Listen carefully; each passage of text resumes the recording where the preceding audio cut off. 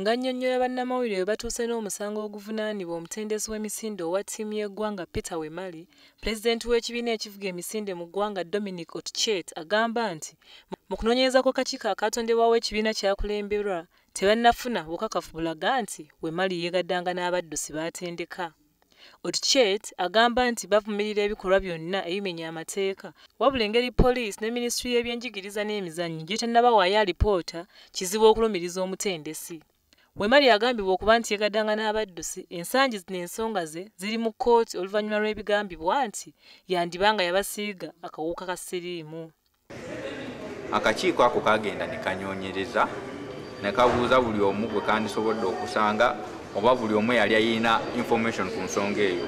Akakiiko ako kagenze ne kawandiika ripoota egamba nti tebaafunye bukakafu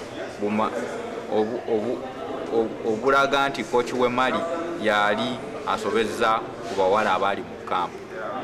Nanziri Bukomeko eyali omuwandiisi w'akakiiko akanoonyereza ku Wemali agamba nti mu kunoonyereza kwabwe baakizuula nti abaddusi beekutulamu abamu nga balumiriza omutendesi ate ng'abalala bagamba nti tebafunanko buzibu bwonna nga bali mu nkambi.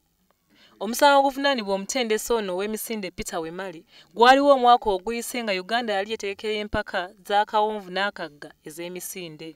Akakiiko akafuzi ak'emisinde mu ggwanga kannyonnyodde ku bigambibwa nti omuddusi wa Uganda ow'erinnya Moses Kipsiro aliko omuntu eyamukubira essimu emutiisatiisa n'asalawo okuwanduka mu mpaka z'ensi yonna ez'emisinde egy'akawonvu n'akaggwa egyali e China.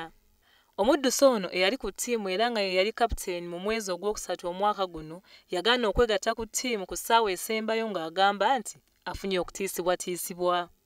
Wakyaliwo ekyebuuzibwa oba omuddusi ono anaasobola okukiikirira eggwanga mu mpaka eziri ku mutindo gw'ensi yonna omwaka guno engeri gye waliwo entabukatabuka.